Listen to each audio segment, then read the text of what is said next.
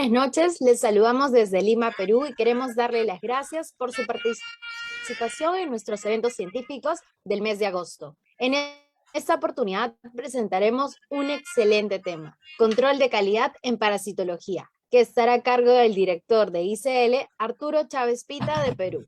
Entonces, empecemos.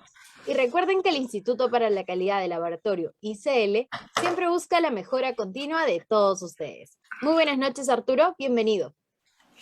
Buenas noches con todos, gracias por su asistencia, bienvenidos.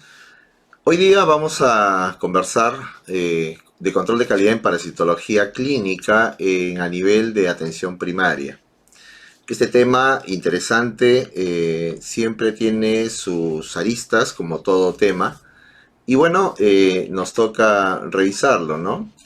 Eh, en esta mejora continua que siempre tenemos en el instituto. Bueno, cuando tenemos que hablar de la parte introductoria, tenemos que decir de que, bueno, la parasitología clínica es un área muy particular en laboratorio clínico, considerando varias, como decía, aristas respecto a que, por ejemplo, en la literatura encontramos muchas anécdotas al respecto. Por un lado se considera un área de los castigados, ¿no? En el cual se envía a los laboratoristas que, bueno, que no tienen mucho currículum o que de alguna manera es una zona obligada de rotación, ¿no?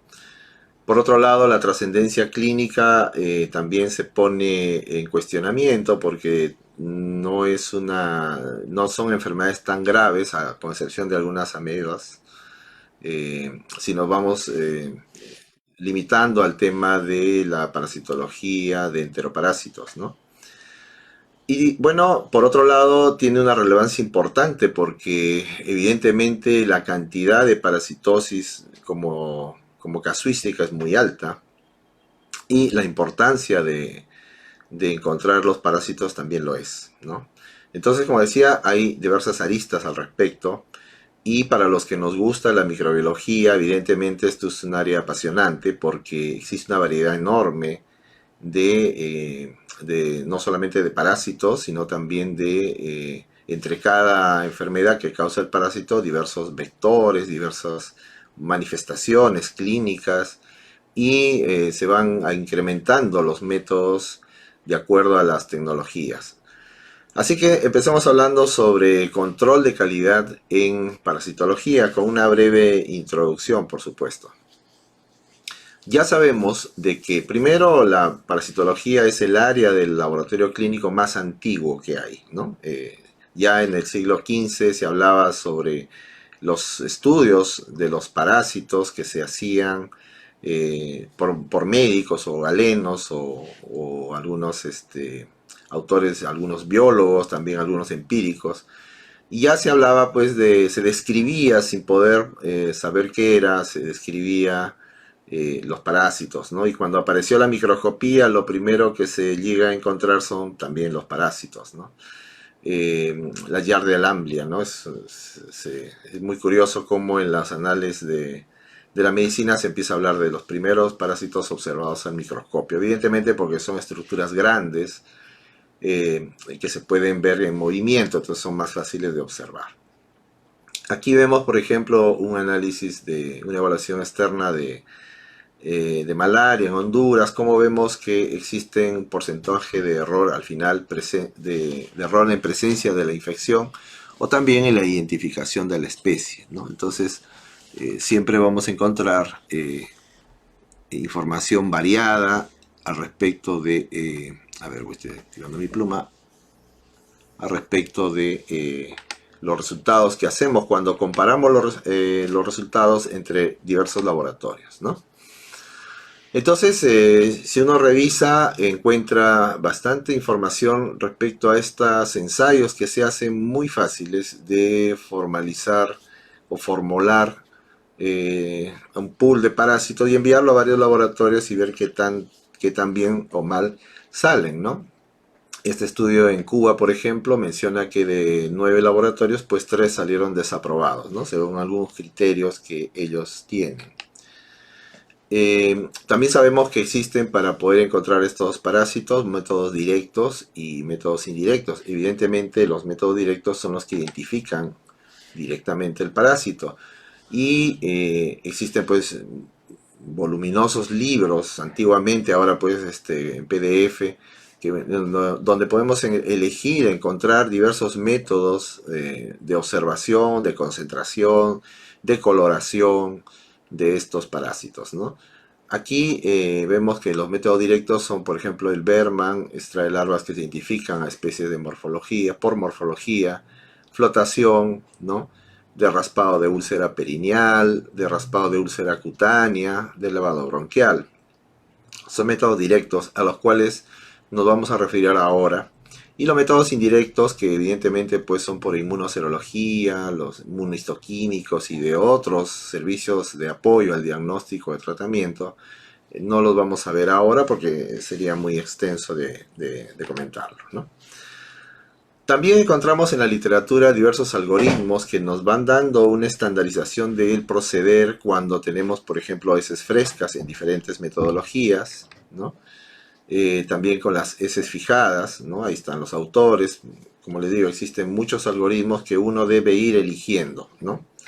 Esta es la parte introductoria y encontramos, como les decía, diversa información importante como para que nos dé una idea de cómo ir armando nuestro área de parasitología, ¿no? Entonces, evidentemente, la mayoría de los análisis están basados en el estudio directo de las deposiciones, de las heces, de los excrementos, diversas maneras de nombrar a la muestra, ¿no? Bueno, pero hablemos de la calidad, ¿no? ¿Qué es calidad? Bueno, en esta área de parasitología tenemos que brindar calidad y existen muchas definiciones de calidad.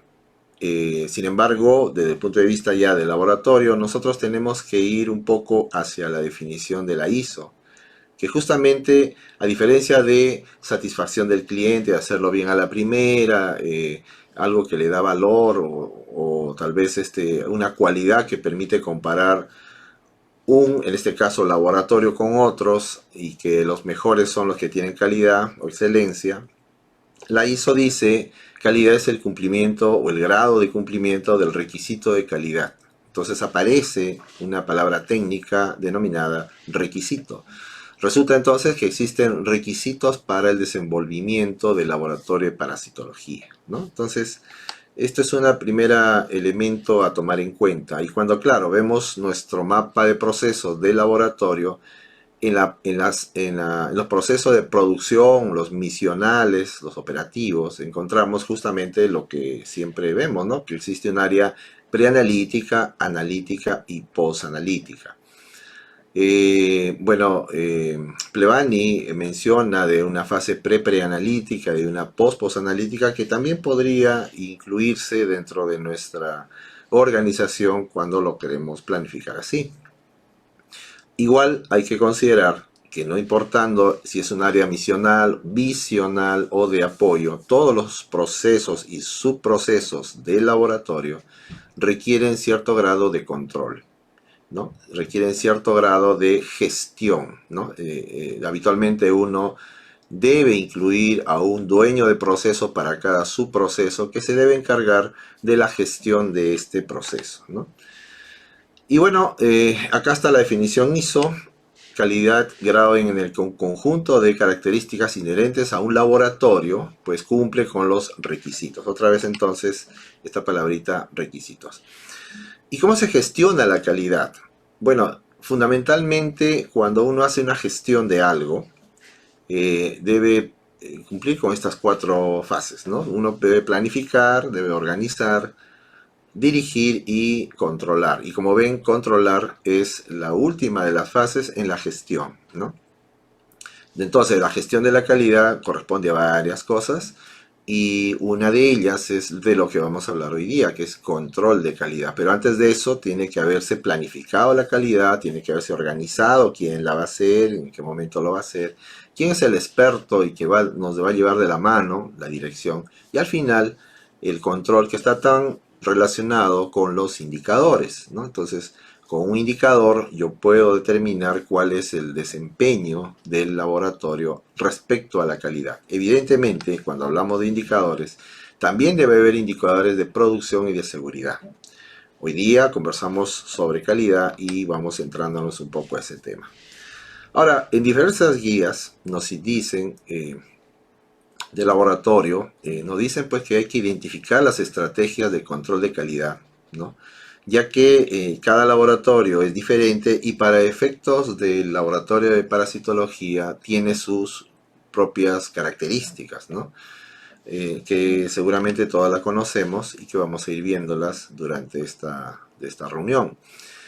Bueno, esta identificación de las estrategias de control de calidad tiene que ver con qué materiales de control vamos a utilizar para el control, cuántas muestras de control son analizadas, dónde se van a localizar estas muestras en las corridas analíticas, definir corridas analíticas también, qué reglas de control se van a aplicar y cuándo se evalúan estas reglas, ¿no? La conveniencia de las estrategias de control de calidad depende de la calidad requerida y aparece entonces la palabra requisito, que tanta calidad le vamos a exigir al laboratorio para luego cumplirla, ¿no? Y considerar también la inestabilidad que se espera de los procedimientos de medición. Evidentemente, cuando hablamos de trofosoditos, las muestras son inestables, hay que mantenerlas a determinadas temperaturas y en periodos breves entre que se emite la muestra y se logra analizar, ¿no? Entonces, cuando uno está haciendo gestión de la calidad y está en la fase de control, entonces vamos a tener que utilizar nuestra habilidad de todo el conocimiento hacia llevarlo hacia un plan de control que sea práctico, que no sea demasiado controlador, pero que a la vez nos permita mantener el control de los errores, porque evidentemente el error es parte es inherente a cualquier laboratorio clínico, a cualquier laboratorio en general. Y evidentemente muchos de los errores que se cometen en parasitología tiene que ver con el recurso humano, ¿no? Porque él es el que determina la presencia o ausencia de estos, observándolos, de estos parásitos, ¿no? Ahora, CLIA nos ofrece frente digamos, a esta necesidad de tener controles, tres estrategias, ¿no?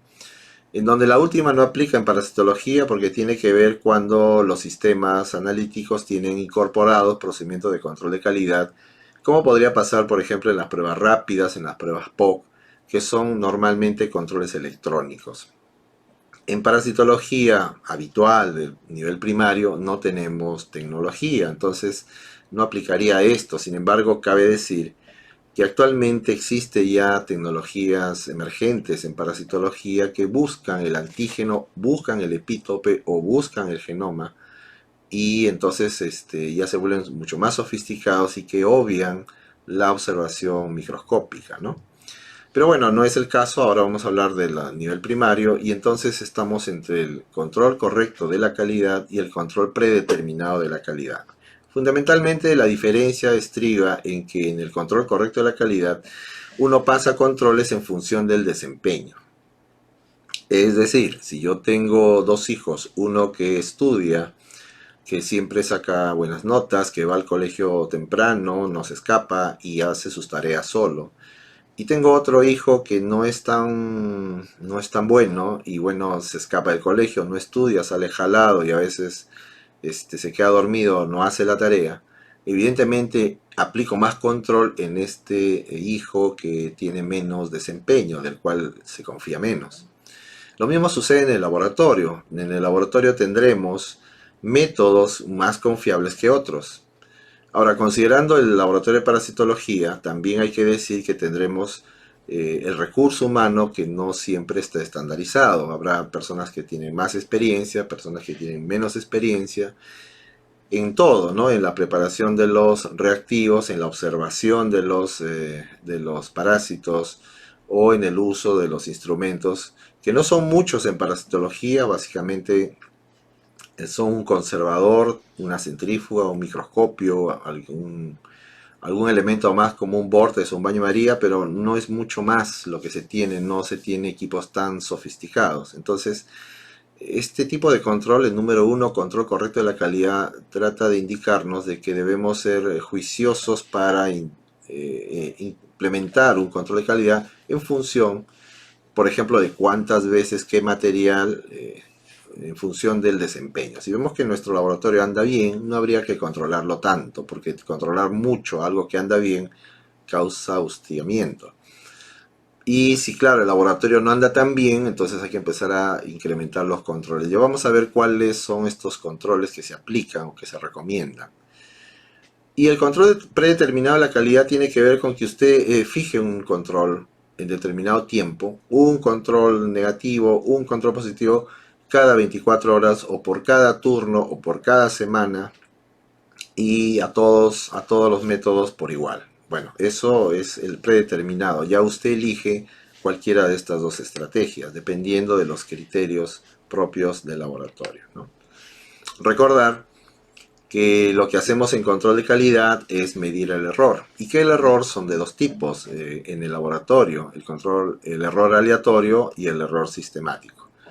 El error aleatorio es un error que aparece y desaparece solo, que no afecta a todos, afecta solamente a un componente, una muestra, un reactivo, un componente, y que no es posible llevarlo a cero, pero sí es posible minimizarlo. El error sistemático es un error que aparece y se queda, afecta a todos los componentes, y sí es posible llevarlo a cero. Este error sí es posible llevarlo a cero, con grandes esfuerzos a veces, pero sí es posible hacerlo. En el caso de parasitología, un clásico error sistemático es una mala capacitación, en donde se confunde un parásito por otro, y estamos constantemente identificando incorrectamente un parásito. Entonces, eso sería un error sistemático.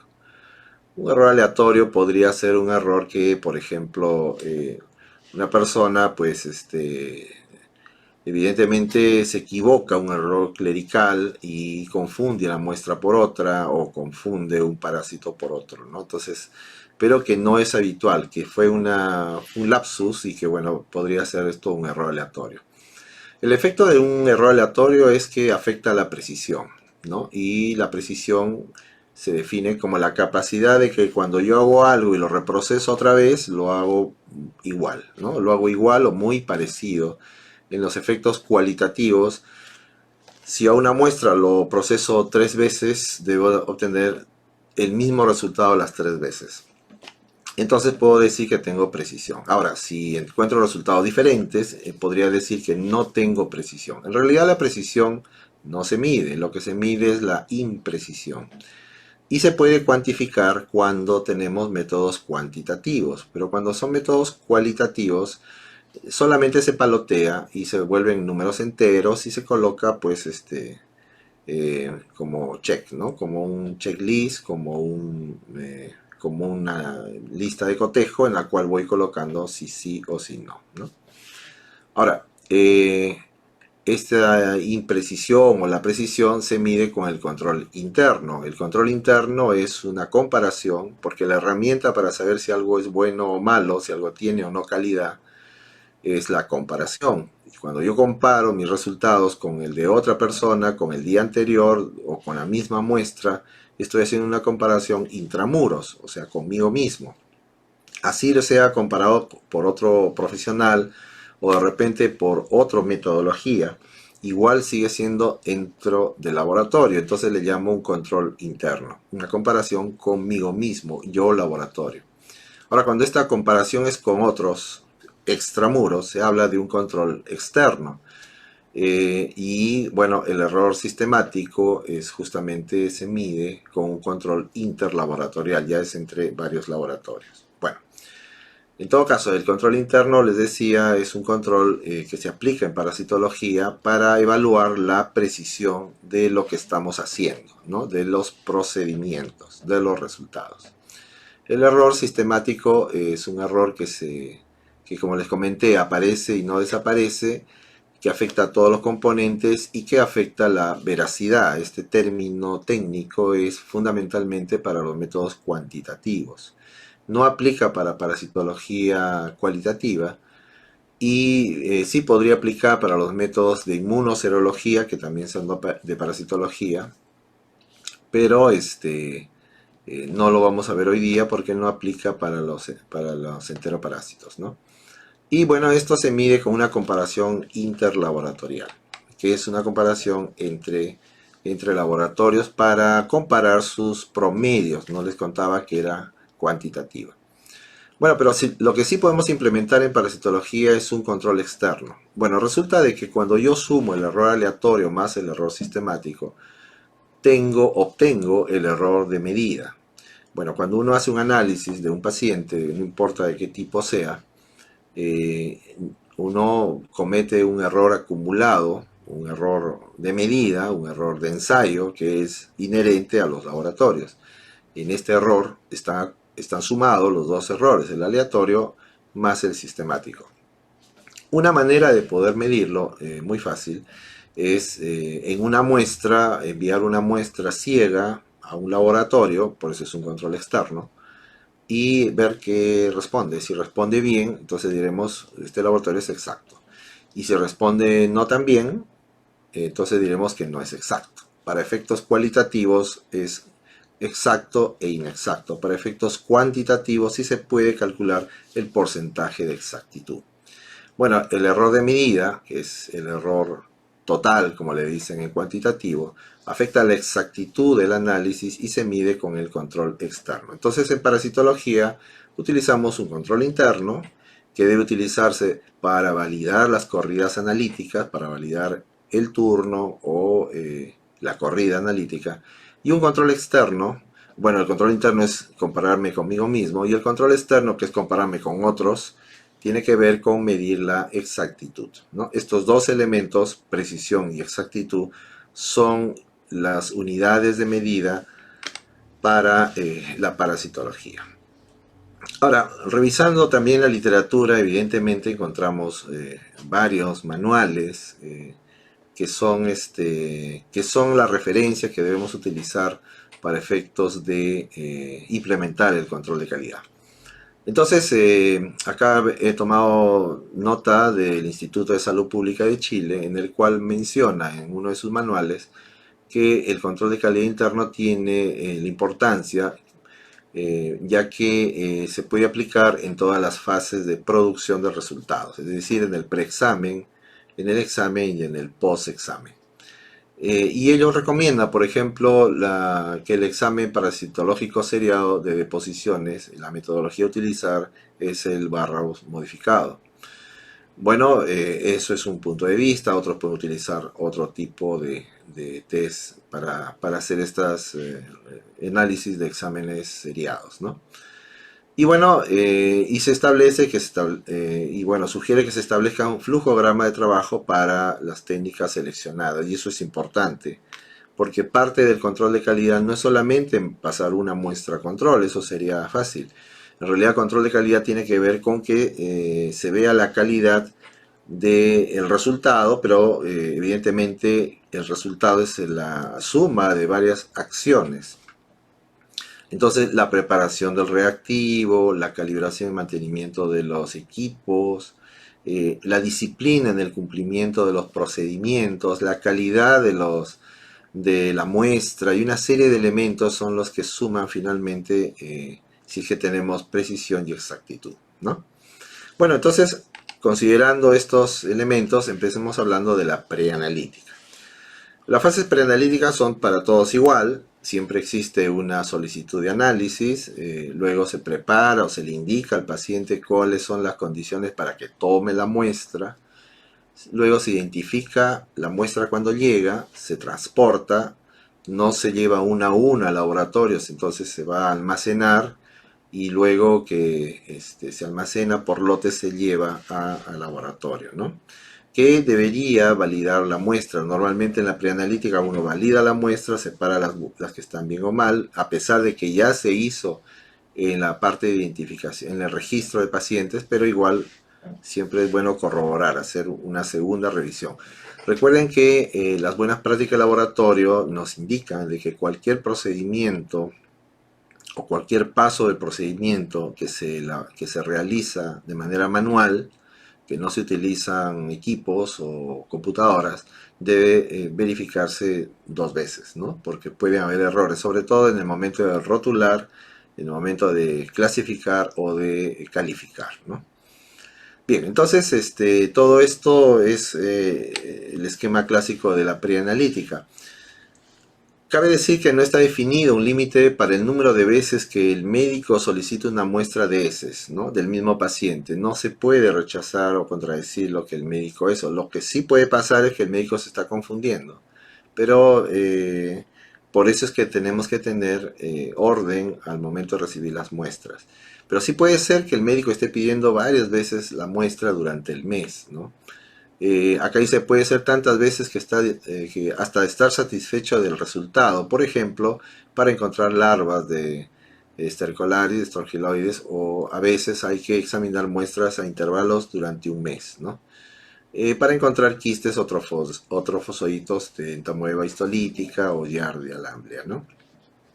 Entonces, esta es una de las consideraciones que hay que ir tomando cuando uno va estableciendo los sistemas de control.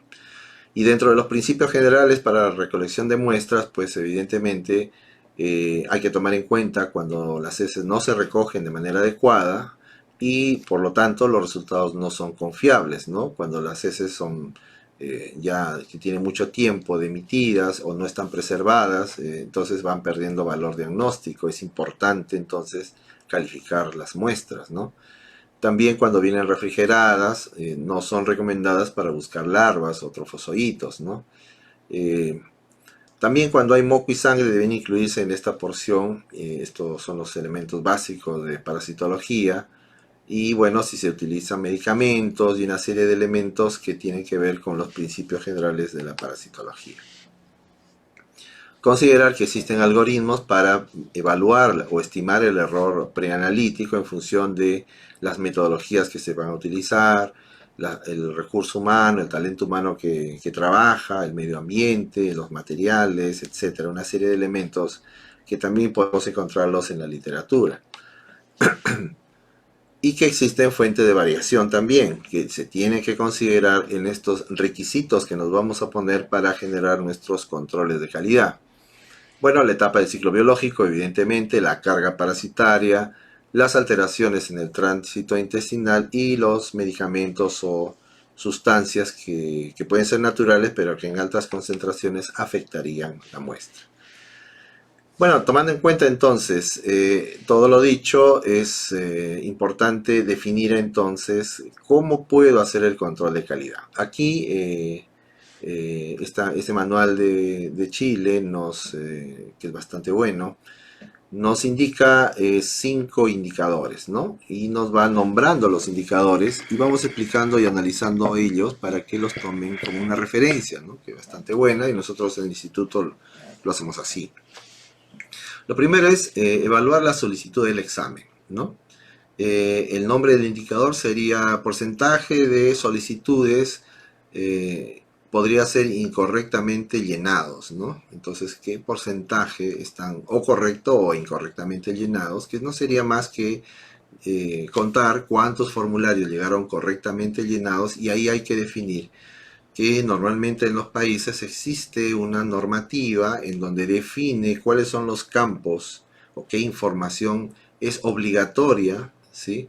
En el Perú existe una normativa de historias clínicas que indica cuáles son los datos obligatorios que tiene que llenar el solicitante del examen.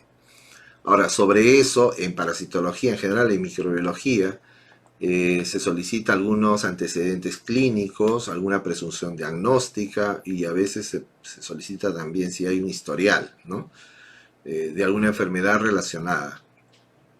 Bueno, entonces cuando uno hace control de calidad y está en el punto de vamos a evaluar la calidad de las solicitudes de exámenes, genera este indicador, ¿no? La frecuencia debe ser semestral, algunos lo hacen mensual, cosa que sugiero, y pues el requisito de calidad es que más del 80% de las solicitudes estén bien llenadas. Eso sería un primer requisito. Evidentemente, en los requisitos de calidad tenemos que siempre ir pensando en la mejora continua. Por lo tanto, deberíamos ir mejorando ese 80% hacia más, ¿no?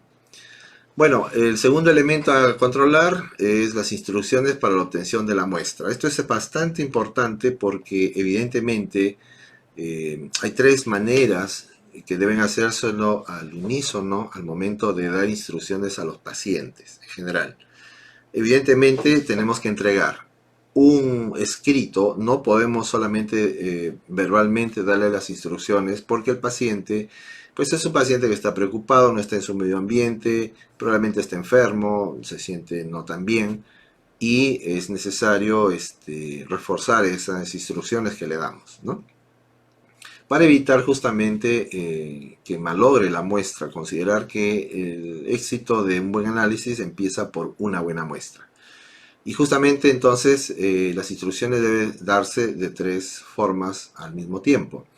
Se le entrega un papel en donde están las instrucciones, se le explica verbalmente eh, el, lo que dice las instrucciones, intentando adaptarse a la cultura del paciente. Esto es importante porque evidentemente ellos no saben de terminologías y cada etnia puede tener su manera de expresarse. Entonces, uno cuando está en la preanalítica tiene que tener esa habilidad de hacer las cosas, ¿no?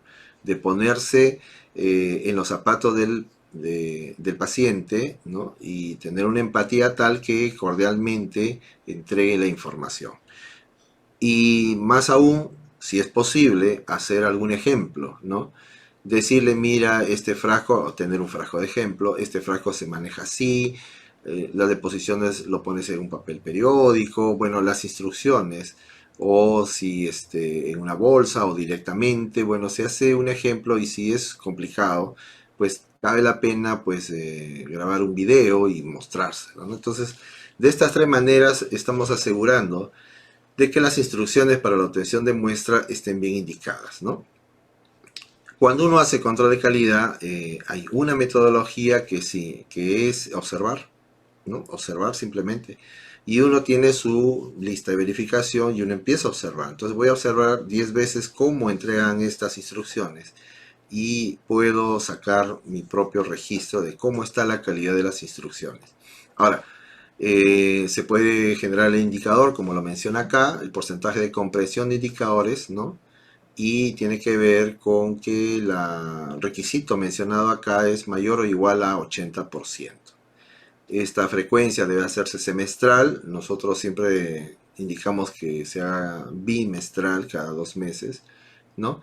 Y bueno, se tiene que aplicar mucho en el personal nuevo, ¿no? Darle el modelo, dirección, para que este personal sepa dar las instrucciones. Esta parte es bastante importante, no solamente en la parasitología, sino en general en todas las fases, en todas las pruebas de laboratorio.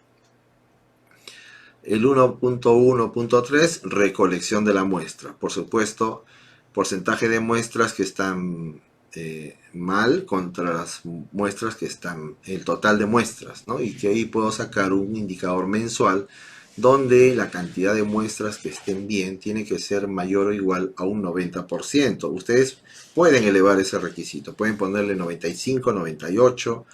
Decir 100% es un requisito difícil de alcanzar, pero acá las recomendaciones para el control de calidad aplicado a los exámenes parasitológicos seriados en deposiciones por el Instituto de Salud de Chile dice 90%, ¿no? Como les digo, los requisitos ustedes lo ajustan de acuerdo a sus propios requerimientos.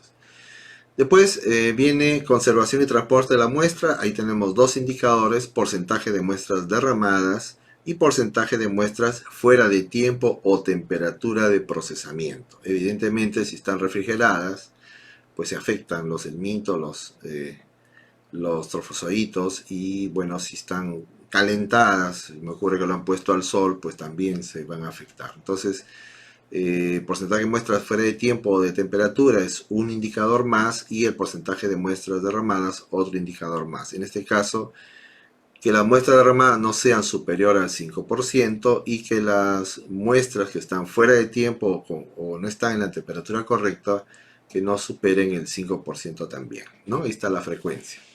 Entonces, esto sería algunos indicadores que se sugieren implementar en el control de calidad en la fase preanalítica del laboratorio de parasitología. Bueno, hablemos de la fase analítica. Existen varias maneras de organizar la fase analítica. Se puede hacer clásicamente como lo hacemos química clínica o bioquímica, como en algunos países. Se hace microbiología, hematología, inmunología y así. Otra manera es como lo vemos en la diapositiva, en donde separan los exámenes de laboratorio en dos, en las técnicas manuales y en las técnicas automatizadas. Evidentemente, parasitología cae en técnicas manuales, ¿no? Entonces, en esta fase analítica, ¿cómo es que funciona el tema de control? Bueno, primero indicar de que dentro del aseguramiento y control de calidad analítica, hablamos de la parte analítica, existen en realidad 5 fases. La fase de calificación, verificación, se planifica la calidad, eso no es una fase, el control interno, el interlaboratorial y el control externo. Ya lo habíamos explicado, que el interlaboratorial no aplica, aunque se podría aplicar, existe alguna metodología, pero todavía no se ha visto necesario hacerlo. Pero sí es importante hablar de la fase de calificación, la primera. Bueno, la fase de calificación es una fase importante justamente en el tema de control de calidad. Porque en el proceso, nosotros que estamos en calidad, siempre lo vemos así, ¿no? El proceso analítico tiene que ver que entran muestras y salen resultados. Y este proceso analítico pues tiene diversos componentes como equipos, reactivos, instrumentales, procedimientos, informática, el talento humano, la infraestructura, etc. Ahora, si este es un proceso y yo entrego recursos para que ese proceso funcione y estos recursos son de calidad, entonces estoy asegurándome de que los resultados tengan, por lo menos, tengan más seguridad en que los resultados tengan calidad, ¿no?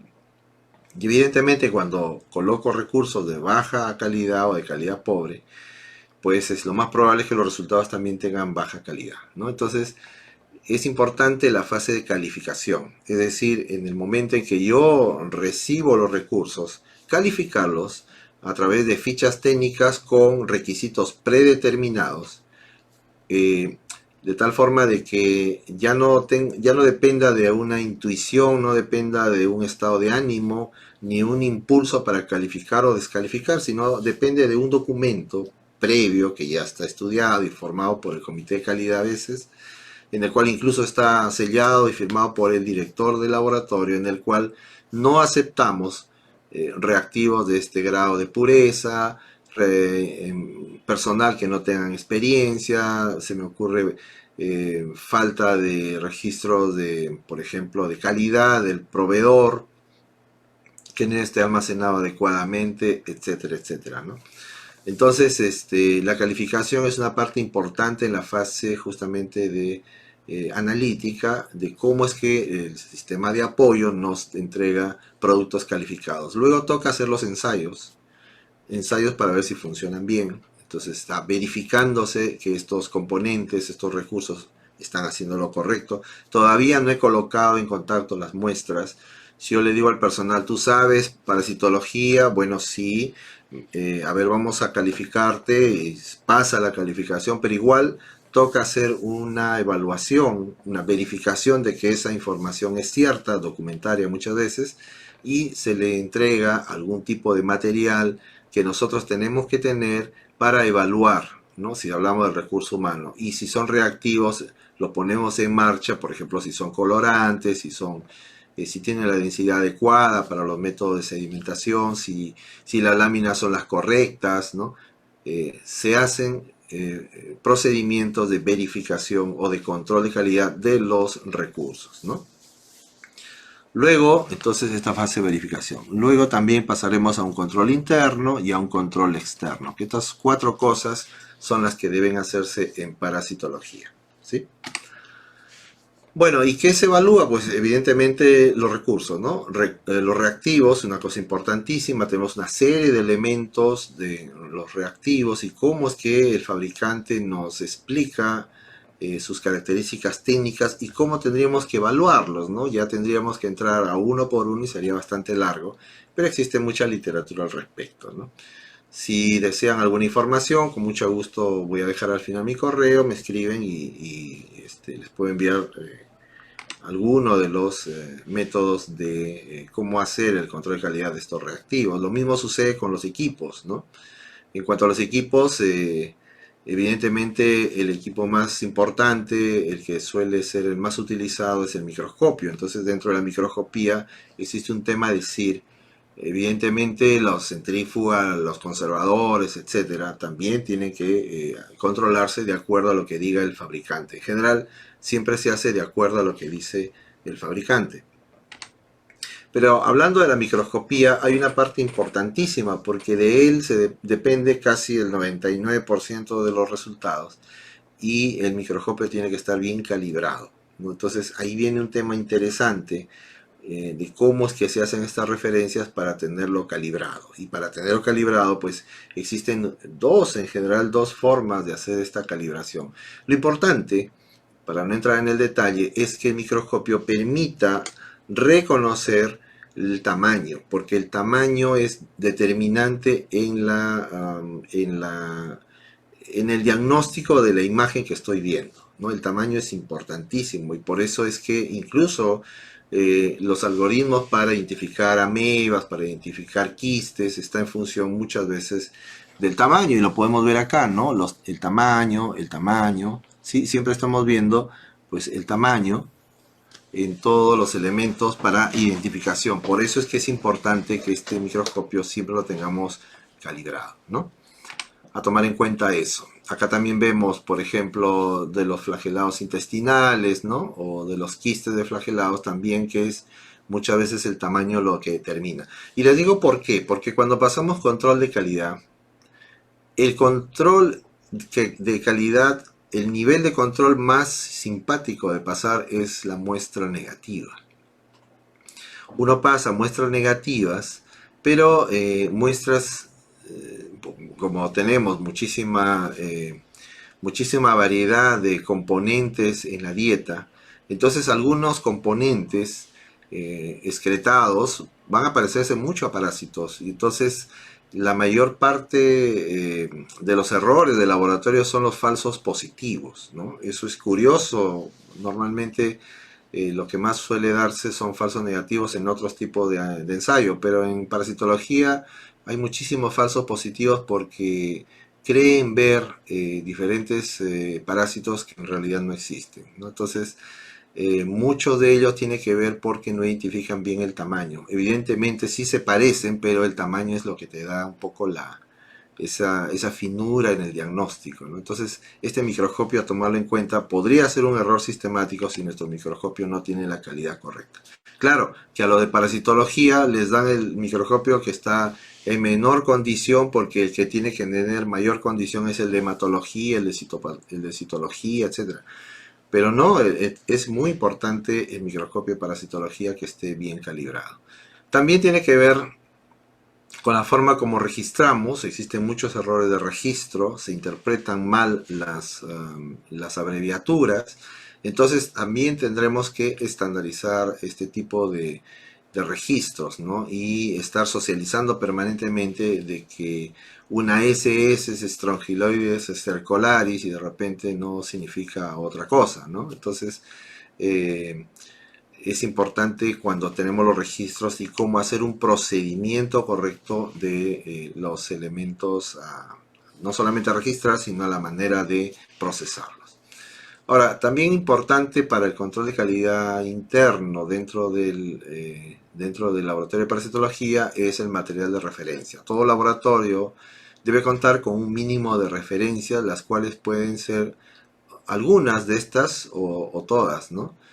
Primero, tiene que tener manuales de técnicas empleadas en el laboratorio, cómo es que se hace el ABC, el atlas con fotografías o láminas de medios auxiliares para el diagnóstico de los parásitos, ¿no?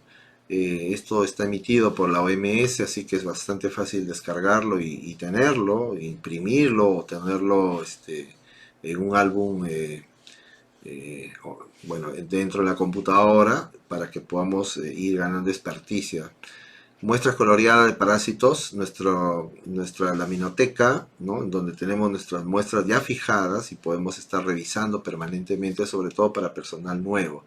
Ahora, resulta de que a veces uno tiene errores y identifica mal un parásito y lo hace siempre igual, ¿no? Un error clásico, un error sistemático clásico en parasitología.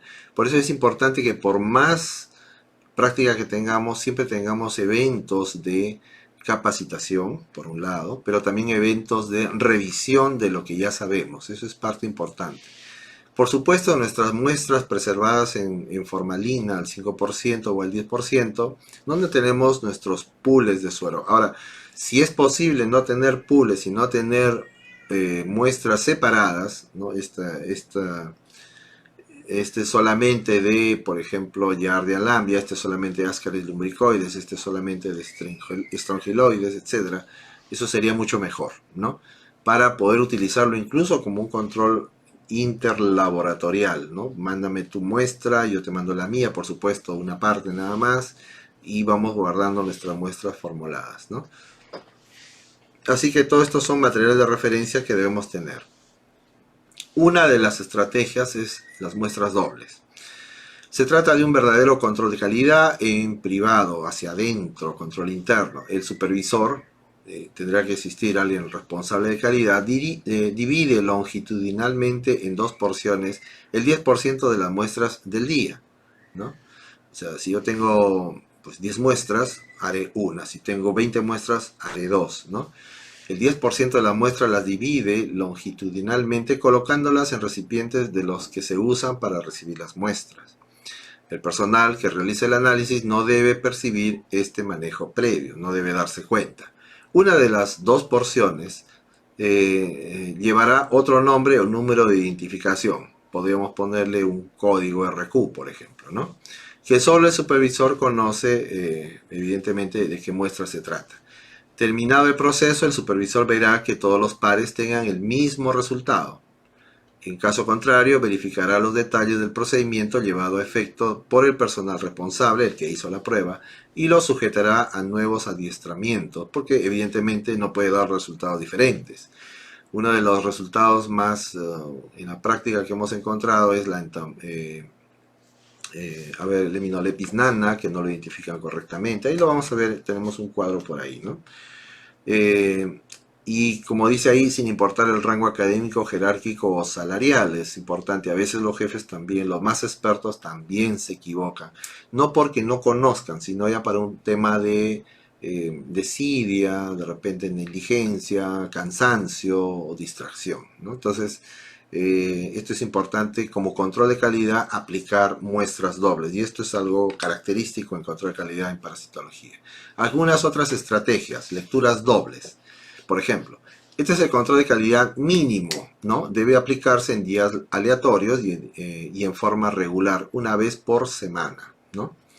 Así lo sugiere, ¿no? Este es un artículo de la revista mexicana de patología clínica, ¿no? Cuando hay rotación de personal debe realizarse diariamente hasta obtener reproducción de resultados en un mínimo de 50 muestras positivas y 100 negativas, y que estas muestras sean consecutivas. Consiste en que dos microscopistas observan las preparaciones en forma consecutiva y completamente independiente, anotando sus resultados sin comunicarse entre ellos. Ambos, o al menos uno de los dos, debe ser persona experimentada. Habitualmente esta lectura doble se hace con el máster, con el junior, ¿no? Acá le decimos en Perú el cachorro, ¿no? con el líder, ¿no? El supervisor compara los reportes y en caso de diferencias, las tres personas, incluido el supervisor, revisan qué ha pasado, ¿no? Entonces, estas lecturas dobles es clásico en control de calidad y debería hacerse por lo menos una vez a la semana y agarrarlo de costumbre. Otra estrategia son las muestras negativas conocidas. Bueno, existe incluso un protocolo para establecer personas negativas, ¿no? que tiene que ver con un protocolo extenso en el cual a una persona, que normalmente es alguien de laboratorio,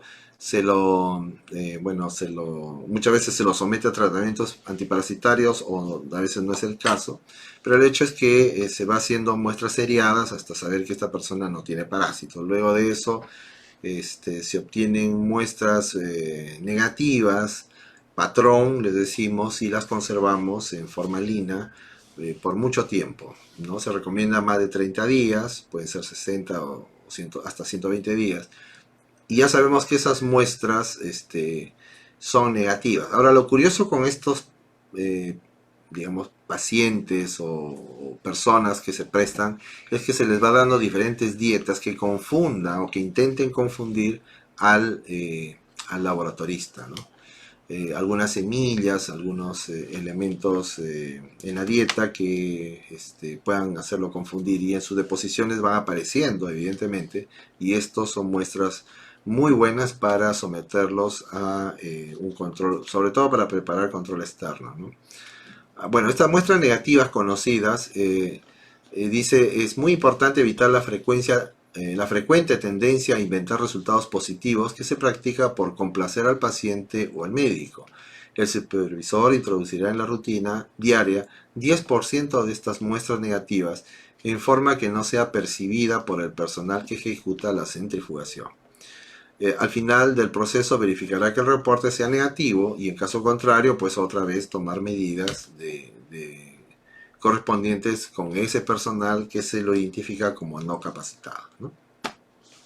También el registro de tiempos es importante, considerar que existen horas de inicio y terminación de las pruebas, sobre todo en los parásitos que son flagelados, estos que se deterioran con mucha facilidad, y se tiene que evaluar si el microscopista está haciendo adecuadamente las lecturas. No vaya a ser que esté cargando láminas, las deje secar y después lo lea ya por salir del paso. Tienen que ser, los tiempos son bastante importantes, ¿no?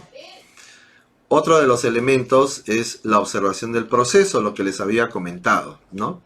Es decir, toca hacer lo que decimos evento centinela, ¿no?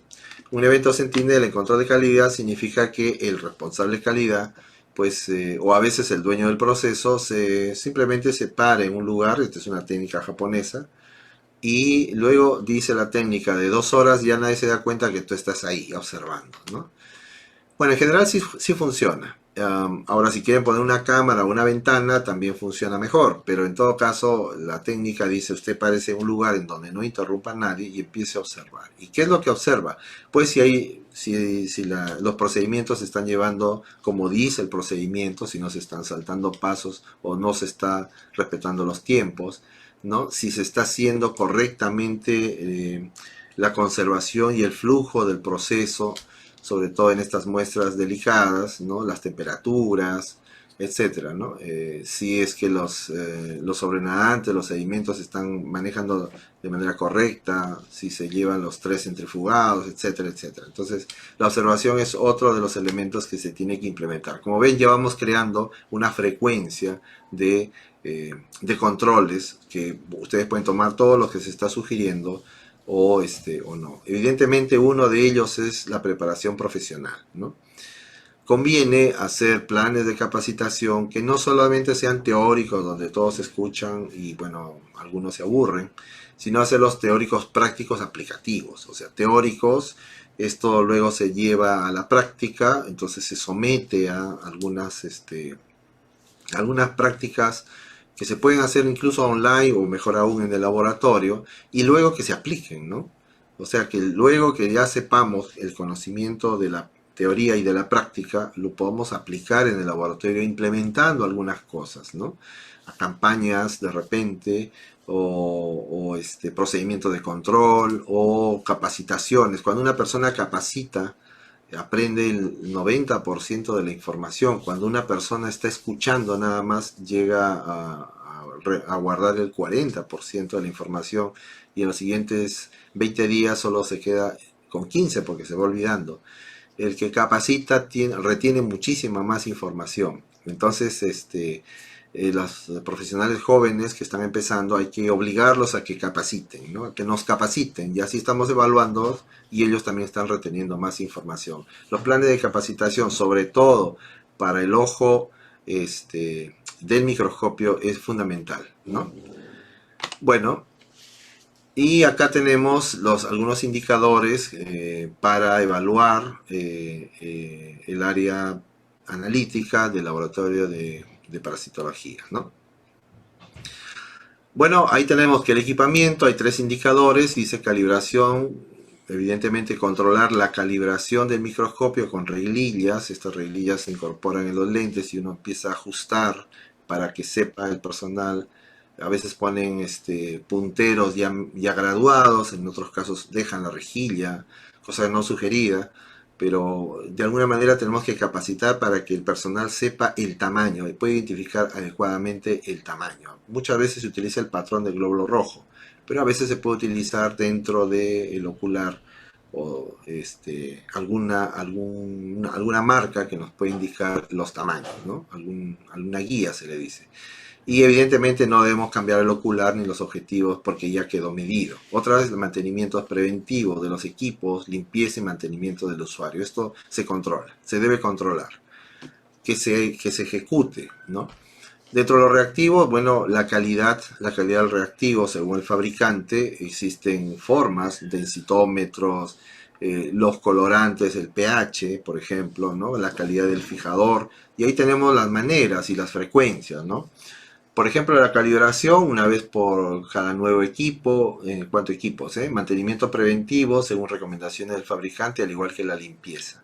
En el caso de reactivos, calidad del fijador al momento de su elaboración para liberar al uso y también de manera semanal, ¿no? Y la calidad de los colorantes al momento de su elaboración. Bueno, los requisitos los tenemos ahí, ¿no? En el caso de los equipos siempre estamos relacionándonos a lo que nos diga el fabricante.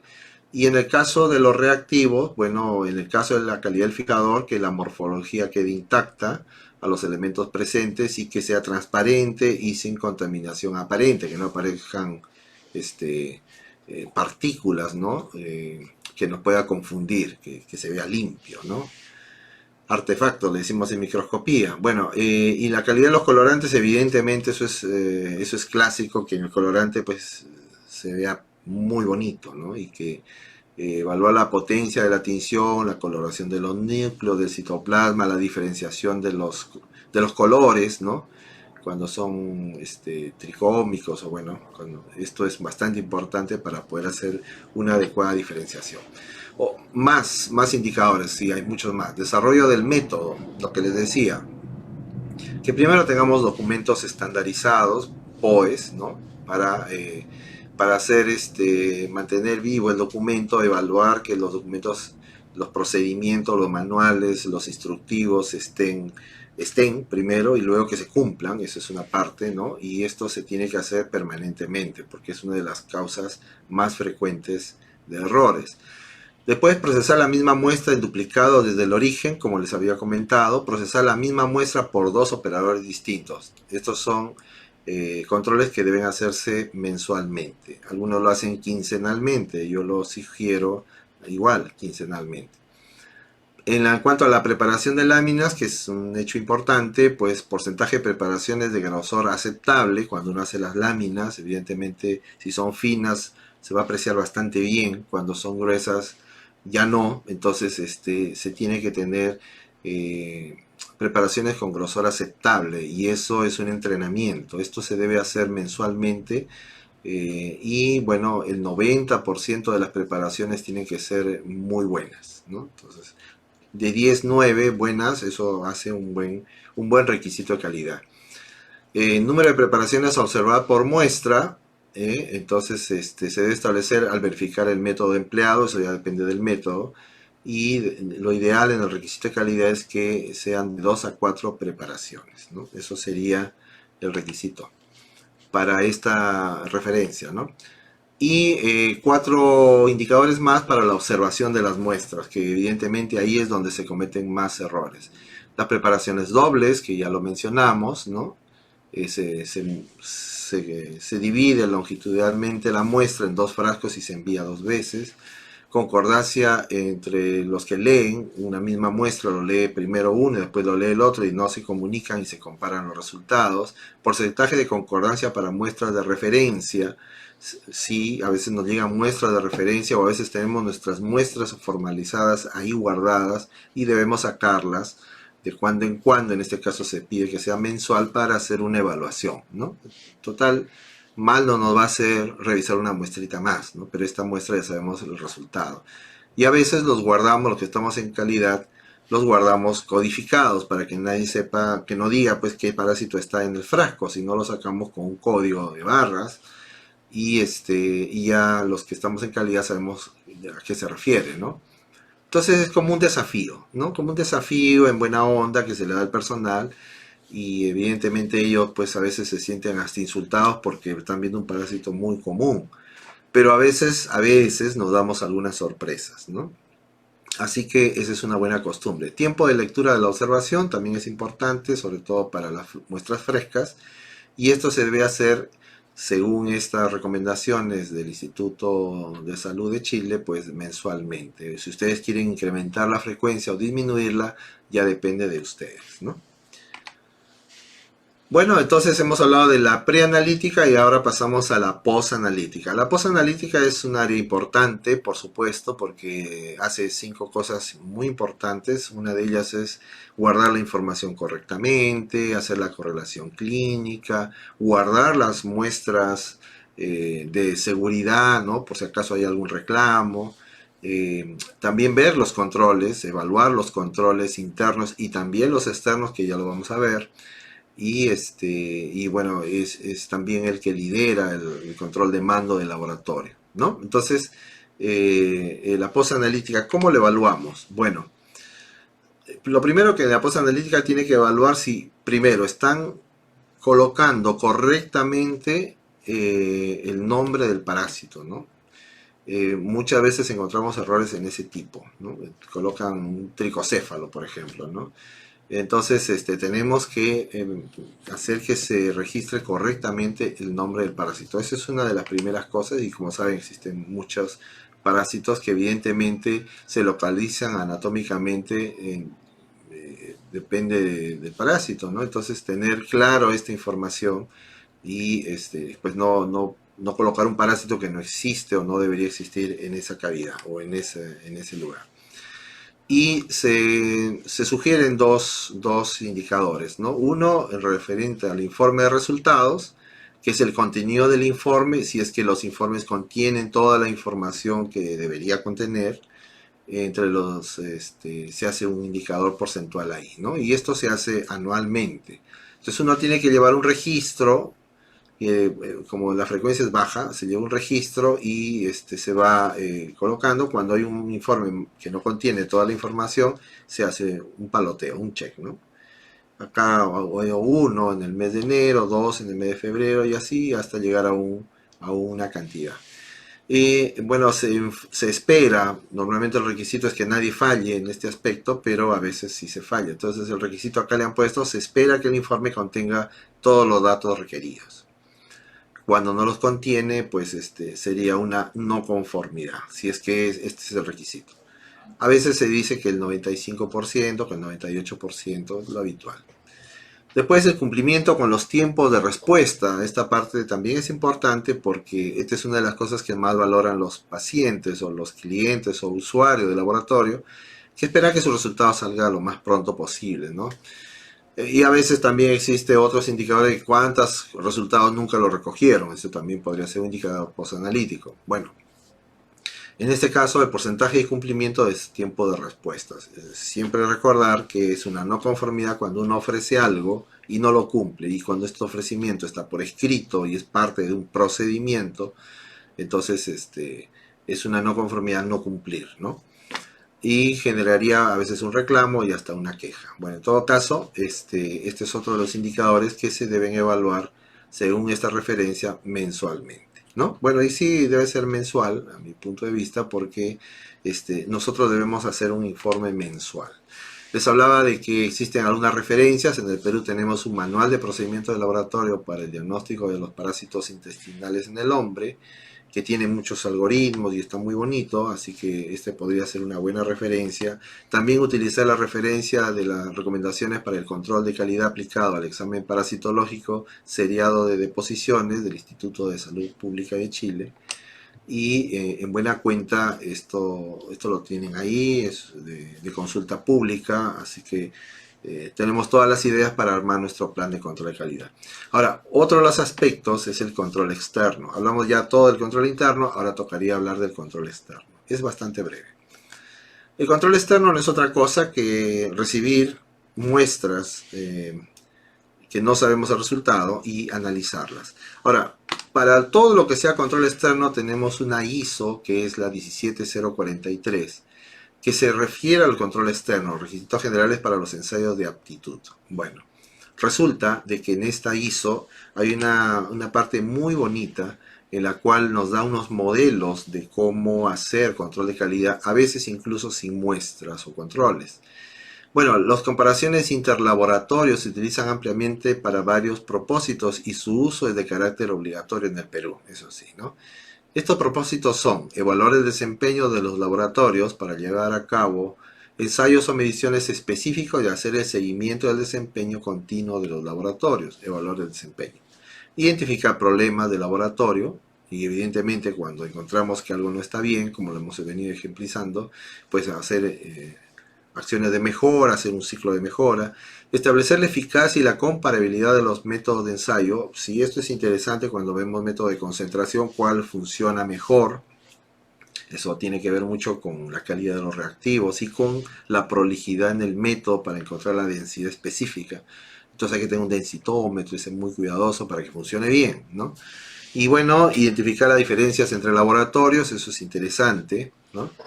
Y también instruir a los laboratorios participantes sobre en base a los resultados de dichas comparaciones y en el caso de métodos cuantitativos validar las estimaciones de la incertidumbre que no aplica en este caso, ¿no?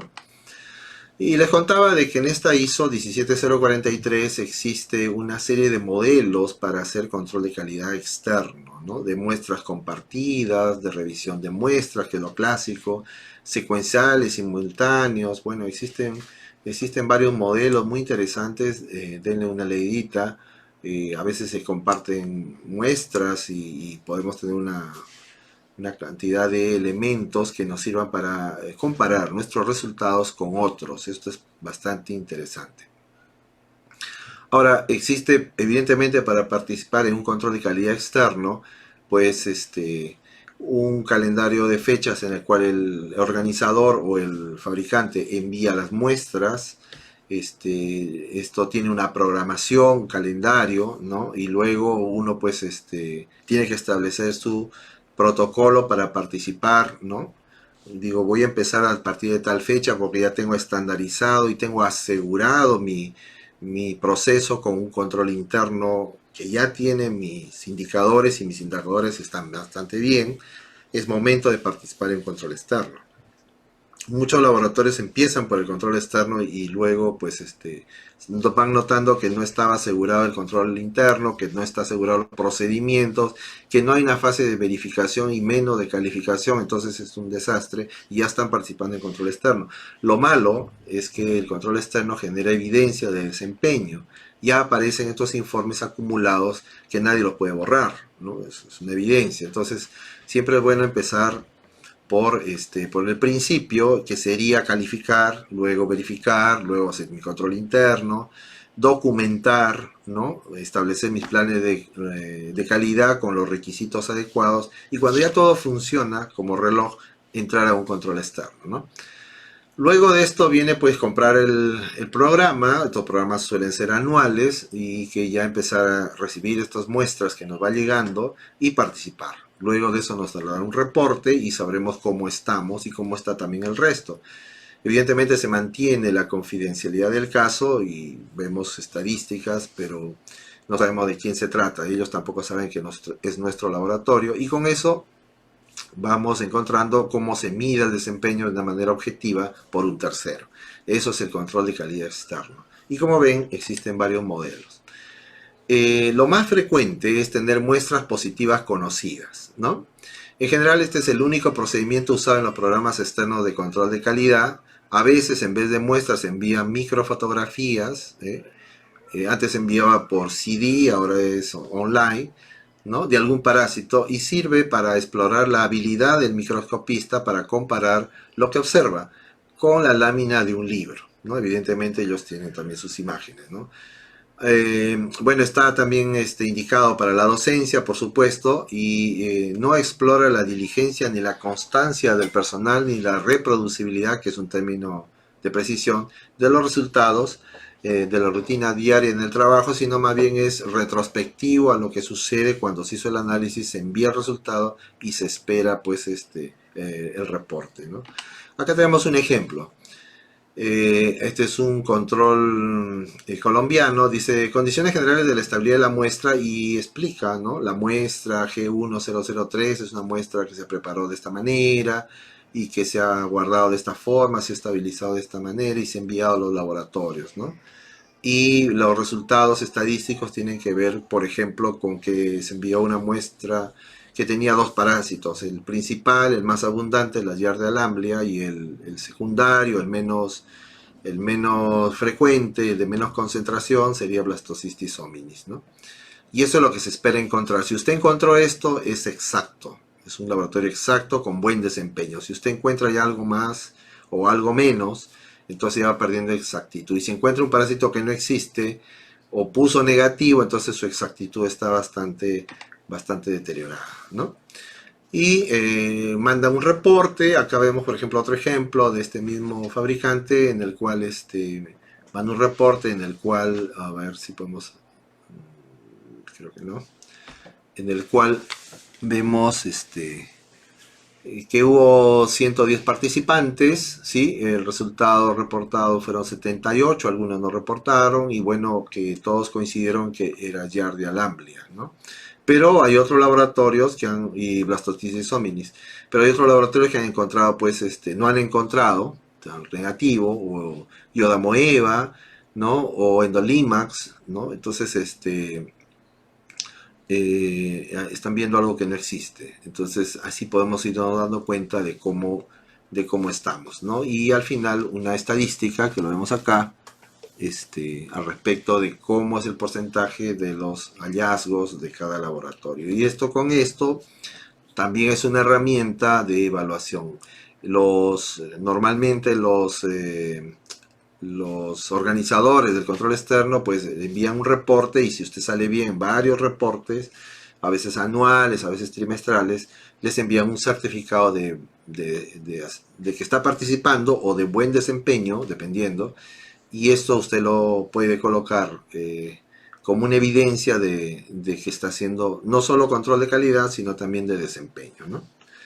Bueno, básicamente entonces esto era lo que yo les quería comentar. Deben recordar que al final de cada mes o de cada periodo que ustedes describan, tiene que haber un informe de control de calidad. Ahora, para los informes sí es importante, estamos en el 2021, tener un software de cualquier tipo que nos permita tener el manejo en el informe de tres elementos, ¿no? Uno de ellos sería la gestión del riesgo. Tenemos que hacer nuestro plan de gestión del riesgo, parte de la calidad. Un informe dimensional en ese caso, de lo que es el control interno y el externo, y hacer nuestras gráficas o nuestro informe cualitativo para poder presentarlo en una sola hoja. No es una cantidad grande de hojas, es solamente una hoja en el cual le decimos a la dirección y a todo el laboratorio: así estamos en calidad. Recuerden que somos los que estamos haciendo la gestión de la calidad, y si existe algún desvío o una no conformidad, cómo es que se atendió la no conformidad. Como ven acá, hay tres pestañitas, que es lo que normalmente nosotros estamos permanentemente informando como control de calidad, ¿no? Estos informes son interesantes y son simples. Solamente indica que hay prolijidad para hacer una gestión de la calidad, que se están pasando controles, que se está monitoreando el proceso de calidad, y también debe haber un informe de producción y seguridad, que ese es otro tema. Y con eso estamos haciendo la gestión, ¿no? La gestión correcta del laboratorio. Bueno, esto es lo que les quería contar. Cualquier pregunta que no se pueda responder ahora mismo, se puede enviar un correíto o un mensaje de texto y estamos listos para poder compartir información. Con eso sería todo por hoy. Quizás alguna pregunta del auditorio, estoy ya no a responderla.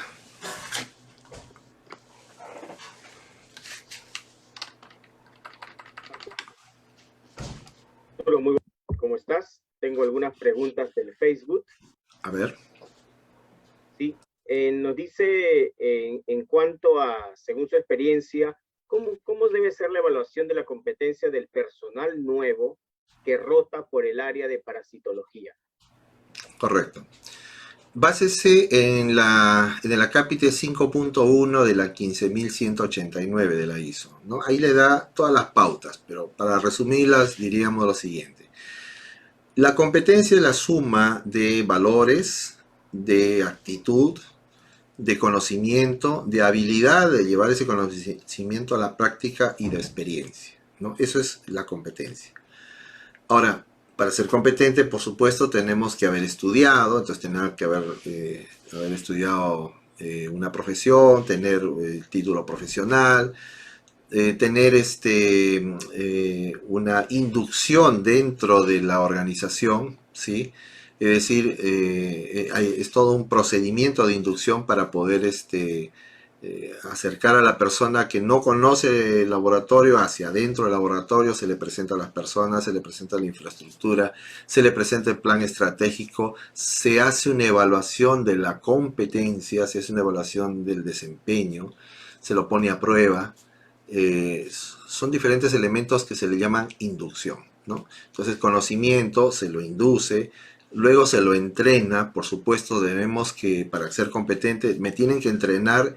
Yo sé parasitología, pero me tienen que entrenar cómo se hace aquí, cómo funciona específicamente cada instrumento, cada equipo, los procedimientos, cómo es que funciona el control de calidad, cómo es la seguridad, la producción, cómo llegan las muestras, cómo son las excepciones, etcétera. Entonces, eh, y luego que he hecho todo ese trabajo, basado en este capítulo que les acabo de mencionar, ya podemos decir que tenemos un personal competente, ¿no? Y la competencia se evalúa, ¿no? Normalmente la competencia se evalúa a través de supuestos, entonces se ponen a prueba supuestos con la persona que está siendo evaluando la competencia, y a ver cómo lo resuelve, ¿no? Entonces, eso es más o menos la respuesta a la pregunta mencionada. Gracias, Arturo. Nos mencionan también por qué no se le da la importancia debida al control de calidad externo en parasitología, sabiendo que es primordial para garantizar la calidad de este procedimiento. Bueno, en Latinoamérica en general se mide mucho a los costos, ¿no? Entonces, un control de calidad externo de parasitología no es demasiado caro. Evidentemente es mucho más barato comprar de parasitología que de bioquímica, por ejemplo, ¿no? Lamentablemente no se le da tanta importancia. Justamente empecé la ponencia, la disertación así, ¿no? Indicando que a veces parasitología es el rincón de castigo del laboratorio y eso minimiza su importancia, ¿no? Y eso va contra la filosofía de la calidad, por supuesto. Pero ese ya es el liderazgo que se va teniendo. Ahora, por otro lado, tenemos a favor que existen normas en toda Latinoamérica que va exigiendo que el control de calidad externo es el que, de alguna manera, es el mecanismo objetivo de evaluar el desempeño de un laboratorio, ¿no? Entonces, eso está a favor. Lo malo es que no se le da tanta importancia porque los controles de calidad son onerosos, o se piensa que son así. Por lo tanto, es bueno revisar esta norma ISO 17043, en donde nos da alternativas para que no cueste, porque uno mismo puede hacerlo elaborando muestras y haciendo convenios con otros hospitales o clínicas o laboratorios y compartiendo muestras, ¿no? O enviándonos tus muestras, yo te envío la mía y entonces ya tengo un control externo. Lo formalizo, hago convenio formal, hago el procedimiento formal con sellos y firmas de los directores y se acabó, ya tengo mi control externo. Pero mejor aún sería comprar uno comercial y entrar en la gestión del dueño de proceso de parasitología de que tenga el mismo tratamiento que los demás servicios de laboratorio, ¿no? Eso sería lo más justo y lo más idóneo dentro de, ¿no? Evidentemente, mejor aún que hacer esto con partición de muestras es tener un organizador de laboratorio que esté debidamente certificado o acreditado o formalizado para hacer este tipo de controles. Otra pregunta que tenemos del Facebook, Arturo, es aproximadamente cuánto tiempo se deben guardar las muestras después de su procesamiento, ya que lo has mencionado en la parte de posanalítica, ya que la mayoría de laboratorios se eliminan inmediatamente después de su proceso todas las muestras en parasitología. Correcto. Existen criterios. Evidentemente, lo ideal, en el mundo ideal, sería guardar todas las muestras, formalizarlas y guardarlas. Eso sería el mundo ideal, porque si hay algún reclamo, uno saca la muestra y podemos volver a procesarlo, cosa que no sugiero, o tiene la evidencia de que efectivamente su muestra se guardó y ahí está, ¿no? Ahora, como digo, depende de los criterios. Algunos guardan solo las muestras positivas, y entonces empezamos a cuestionarnos qué es positivo, porque un blastocystis homini de repente pues todas, se tienen que guardar casi todas, y algunos guardan pues los parásitos no frecuentes, ¿no? Algunos guardan por grupos etarios, ¿no? O por sitios en donde llega la muestra. Si son muestras, por ejemplo, de consultorio externo, todas son eliminadas y las de, me imagino, de infectología son guardadas. Entonces son criterios que se utilizan. Ahora, el tiempo de guardar sugerido es 30 días, ¿no? Evidentemente, después de 30 días uno puede declarar dentro de el resultado, se guardará la muestra durante tanto tiempo, luego de eso ya no hay lugar a reclamo porque se eliminará, ¿no? Algo así. Pero siempre siendo muy formales y muy transparentes en lo que estamos haciendo. Perfecto, Arturo. ¿Qué recomendaciones darías para que un control de calidad interno en parasitología sea efectivo y contribuya con la calidad en los procesos de laboratorio clínico? Bueno, fundamentalmente tiene que haber un responsable de calidad. En la gestión por procesos hay dos personas clave en esta respuesta. Uno, el dueño de proceso, el responsable de parasitología, y el otro es el responsable o jefe o gerente de calidad del laboratorio. Los dos tienen que conversar y quedar en cómo hacer un plan de control de calidad. Luego que planificamos, como digo, hay 4 fases: planificar, organizar, dirigir y controlar. Luego que planificamos, organizamos, ¿no? Es decir, vamos a pasar estos controles, este tipo, hemos mostrado varias estrategias, vamos a hacer estas 3 o 4 estrategias de control interno y vamos a organizarlo. Ya lo vamos a pasar mensualmente vamos a pasarla semanalmente o quincenalmente esta y el otro, y va a ser los días aleatorios o va a ser todos los miércoles. Bueno, fijamos, organizamos. Luego toca al jefe de calidad dirigir, ¿no? Decirle, miren chicos, esto se va a hacer así. Dueño del proceso, tú mírame, yo lo hago. Y lo hacemos. El corte de la muestra, lectura por dos profesionales de la misma muestra en el microscopio, o a 2 microscopios, no sé. Después que el que sabe, el de calidad, está mostrando cómo se hace, él se queda mirando y deja que el dueño del proceso lo haga. Y luego de la capacitación, que cualquiera de ellos lo haga, ¿no? El procedimiento de control de calidad. Entonces, ya hecho la dirección, luego ya toca solamente hacer visitas periódicas, cada 15, cada semana o cada 30 días y recabar la información necesaria para sacar los indicadores. Una vez que saco los indicadores, hago mi informe de calidad mensual y antes de presentarlo a la dirección, lo bajo al llano, como decimos, a todos los que pertenecen a parasitología. Le digo, miren chicos, así hemos salido. A ver, ¿están de acuerdo? ¿No están de acuerdo? ¿Todos consensuados? Sí, listo, esto sube a la jefatura en la reunión de gestión. Entonces, cuando se hace todo muy transparente y se hace de a pocos, respetando estas 4 fases, planificar, organizar, dirigir y controlar, las cosas fluyen bastante bien.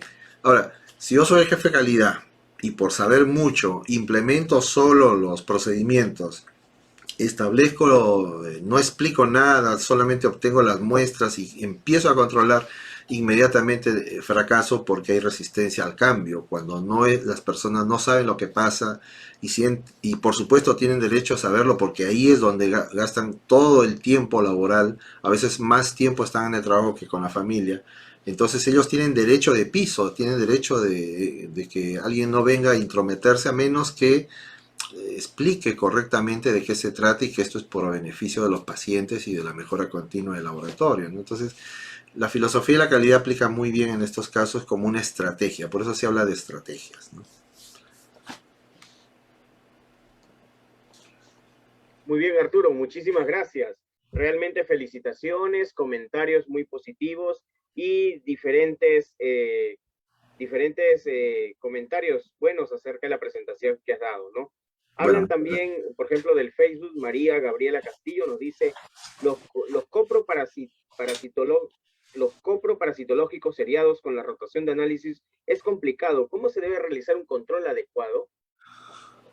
bueno, para hacerlo más simple, le entregamos 3 frasquitos al paciente, 2 formulados y uno no, y así es un mejor esquema.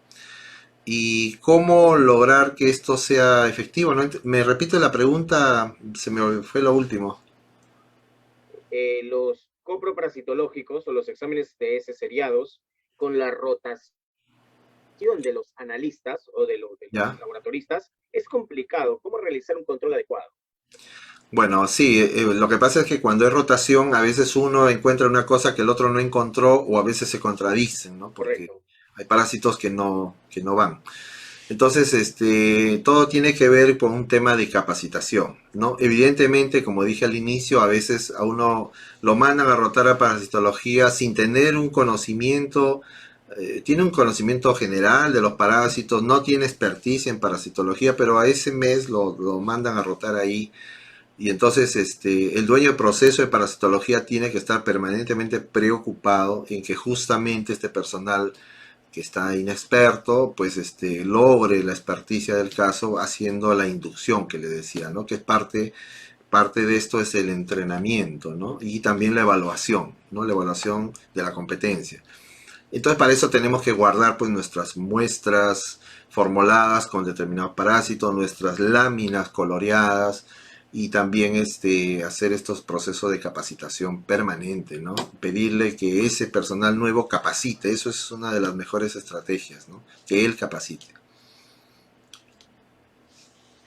Excelente, Arturo. Muchas gracias por tan brillante conferencia la que nos has brindado acerca de este tema que es control de calidad en parasitología. Tus palabras de conclusión final y tu saludo de despedida, por favor.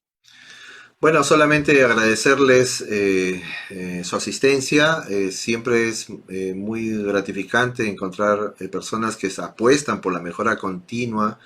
Y claro, cuando usted mejora personalmente, va a mejorar el laboratorio. Entonces encontramos muchas personas que nos van siguiendo constantemente, incluso en muchos temas diversos que no lo usan, pero la ansia de conocimiento muestra la gran vocación que tiene. Yo quiero agradecer siempre a estos seguidores, estos profesionales que profesan lo que su deber ser, lo que hacen todos los días y bueno, nosotros en el esfuerzo de difundir la calidad hemos querido tocar este tema porque este es un punto de vista diferente al que está haciendo la prueba y como ven existen muchas referencias, ¿no? Entonces, aplicar el control de calidad, por supuesto, es una buena práctica del laboratorio, nos da garantía de que estamos haciendo bien las cosas y nos da tranquilidad, ¿no? De que estamos, lo que más nos gusta lo estamos haciendo bien, ¿no? Entonces, lo que nos hace felices lo estamos haciendo bien.